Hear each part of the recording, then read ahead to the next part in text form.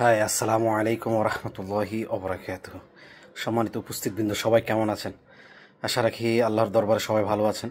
তো আলহামদুলিল্লাহ, আমি বরাবরই আলহামদুলিল্লাহ, লাখো কোটি শুকরিয়া আল্লাহর দরবারে।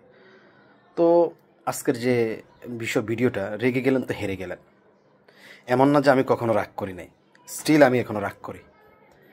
কিন্তু সেটা যদি এক্সট্রিম হয়ে যায়, সেটা যদি ওভারস্টেটেড হয়ে যায়, দেন প্রবলেম। মারামারি পুঞ্জত্ব গড়ায়। আসলে রেগে গেলেন তো হেরে গেলেন, এটা সত্যি সত্য কথা। একটা হাদিস রয়েছে আমাদের এখানে, মাং সমাতা নাজা, যদি আপনি চুপ থাকেন তাহলে আপনি নাজাত পাবেন।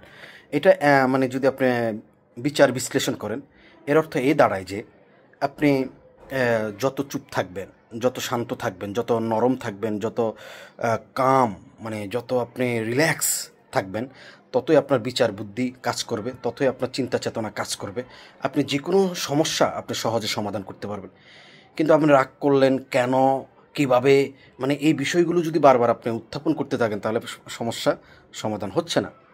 তো আমি যে জিনিসটা দেখলাম, পৃথিবীতে যত মারামারি, যত যুদ্ধ হয়েছে, অল্প কয়েকটা ছাড়া, বিশেষ করে ইসলামিক যে ওয়ারগুলো, এগুলো ছাড়া আর পৃথিবীর কোনো যুদ্ধই, পৃথিবীর কোনো আক্রমণেই সমাজে শান্তি বয়ে আনে নাই।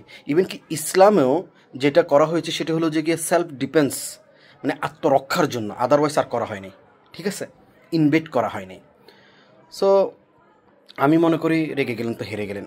আমি বর্তমান সমাজে যেটা দেখি, ও আল্লাহ, মানে মানুষের গায়ে মানুষ কিভাবে হাত তোলে, আমি এটা চিন্তা করেই মানে হয়রান।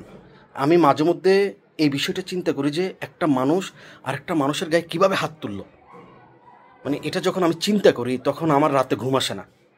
বাস্তব কথা, আমার মা আমাকে শিখিয়েছে, কেউ যদি রাস্তাঘাটে তোকে শালা বলে তাহলে তুই দুলাভাই বলে চলে আসবে। এর অর্থ এই নয় যে কেউ আমাকে শালা বললো, হ্যাঁ দুলাভাই ভালো আছেন, ঠিক আছে, এরকম না। মানে এর অর্থ এই যে কেউ যদি ঝগড়ার মানে উদ্যোগ নেয় বা ঝগড়া শুরু করে, তুই ওখানেই শেষ করে চলে আসবি। অর্থাৎ হ্যাঁ ঠিক আছে ভাই, আমার ভুল হয়েছে, আমাকে ক্ষমা করবেন, আমি জানতাম না আপনার এটা সমস্যা, এই সেই, মানে অর্থাৎ সোজা কথা, যেভাবে ঝগড়া থেকে বাঁচা যায়, যেভাবে এই ঝগড়াটা দ্রুত নিষ্পত্তি করা যায়, সেই পরামর্শটাই আমার আম্মু আমাকে দিয়েছিল, যে কেউ যদি শালা বলে তুই দুলাভাই চলে আসবি।